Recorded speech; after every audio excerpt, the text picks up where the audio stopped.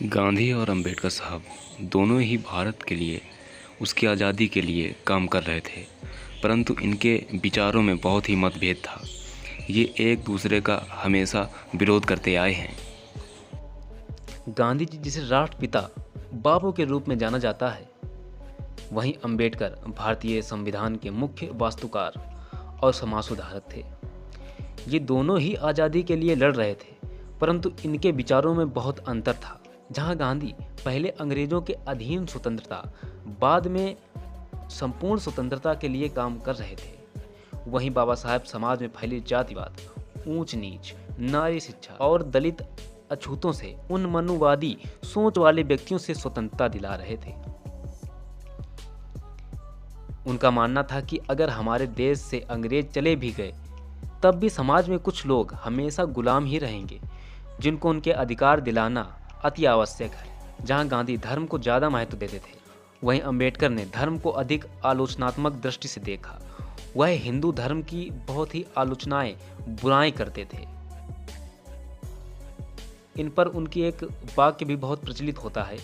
उन्होंने कहा था कि मेरा जन्म तो हिंदू धर्म में हुआ है, ये मेरे बस की बात नहीं थी, परंतु मैं हिंदू धर्म में मरूंगा नहीं, ये मेरे बस की बात है।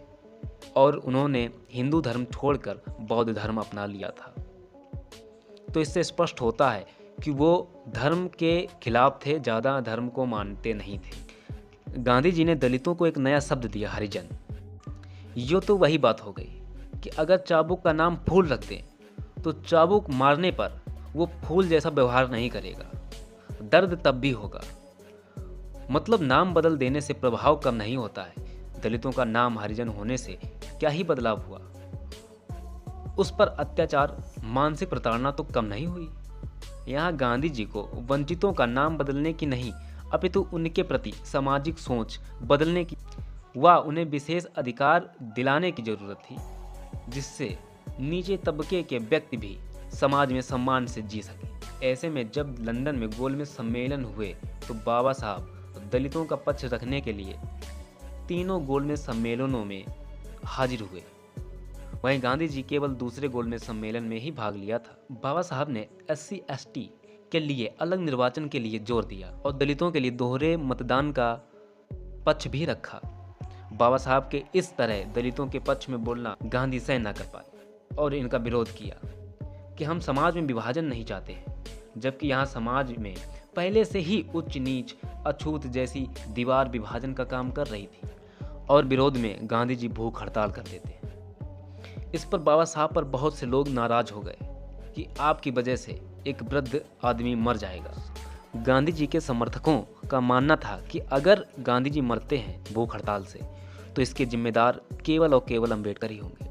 और अंत में बाबा साहब को गांधी जी के साथ एक समझौता करना पड़ा, जिसे पूना पैक्ट कहते हैं।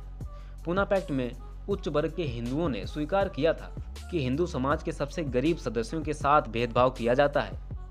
24 सितंबर 1932 को पूना पैक्ट, पूना समझौता कहने को तो गांधी और अंबेडकर के बीच में हुआ था, परंतु इस पर जो हस्ताक्षर थे सीधे गांधी जी ने नहीं किए थे। उनकी तरफ से मदन मोहन मालवीय जी ने दस्तखत, हस्ताक्षर किए थे। इस समझौते से बाबा साहब खुश नहीं थे और गांधी जी और अंबेडकर जी के विचारों में इतना मतभेद था कि बाबा साहब गांधी के लिए ये कहते थे, गांधी कोई महात्मा नहीं है, मैं उन्हें महात्मा नहीं मानता, वो एक सातिर राजनेता है। ये बाबा साहब ने गांधी के लिए कहा था। वो जान गए थे कि गांधी वर्ण व्यवस्था के कट्टर समर्थक हैं। अगर गांधी जी उस समय अंबेडकर जी का विरोध ना करते, तो आज जिस समाज को हम थोड़ा पिछड़ा देख रहे हैं, वो और भी उन्नति कर रहा होता। हालांकि जितना भी बाबा साहब ने हमारे लिए, वंचितों के लिए, समाज के लिए, भारतीय महिलाओं के लिए किया है, उतना शायद ही दूसरा कोई नेता कर सकता है। अगर आप बाबा साहब को मानते हैं तो वीडियो को लाइक, कमेंट और शेयर जरूर करें। धन्यवाद।